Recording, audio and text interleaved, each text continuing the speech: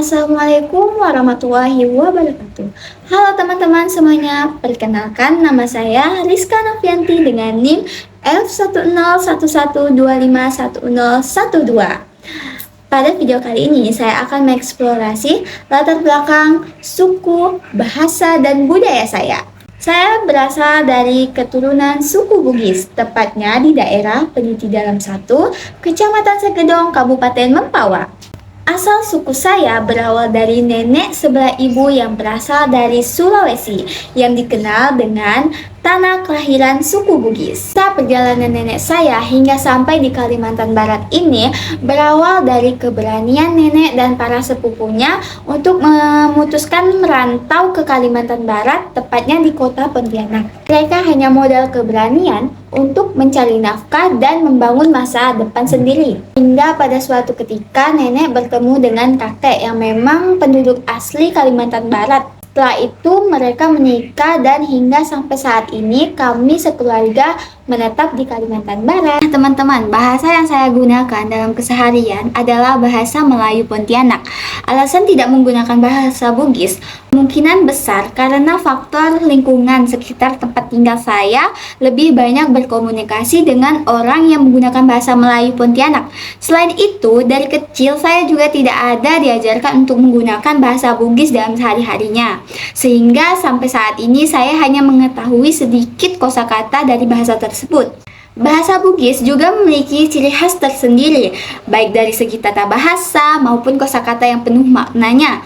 Seperti contoh kata iko lo reka figi yang berarti kamu mau kemana. Ada juga contoh lainnya seperti aga kereba dan juga furamandre depa. Nah, kalimat-kalimat tersebut itu sering saya dengar ketika saya berada di rumah kakek dan nenek saya. Nah, sebagaimana pepatah mengatakan, bahasa adalah jiwa bangsa. Bahasa daerah ini harus kita jaga dan pelajari. Jangan sampai kita hanya menjadi penonton ketika akar budaya kita perlahan menghilang. Karena jika bahasa hilang, maka sebagian cerita kita juga akan sirna bersama. Selain bahasa yang unik, suku Bugis juga memiliki budaya dan tradisi yang menarik, teman-teman.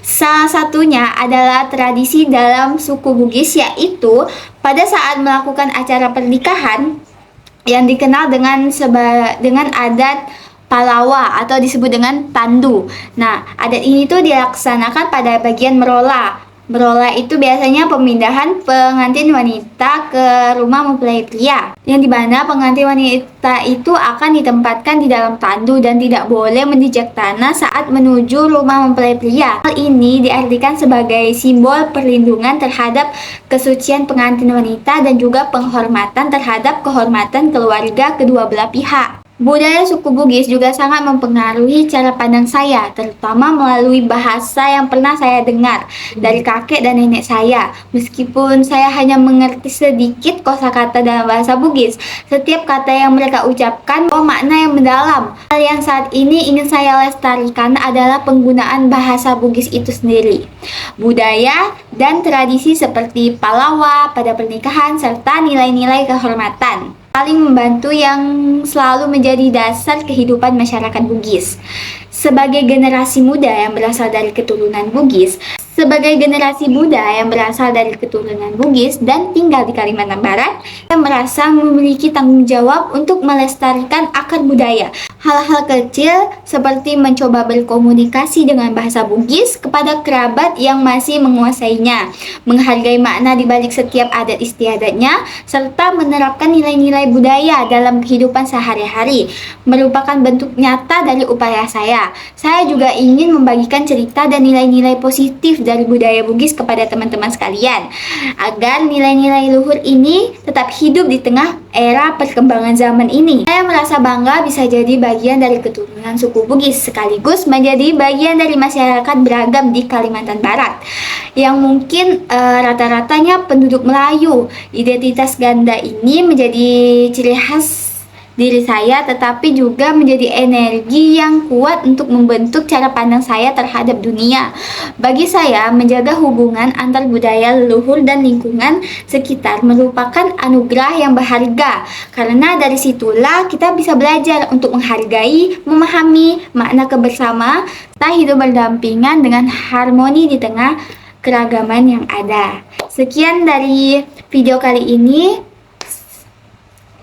Kurang lebihnya mohon dimaafkan, saya juga belajar. Assalamualaikum warahmatullahi wabarakatuh. Bye bye.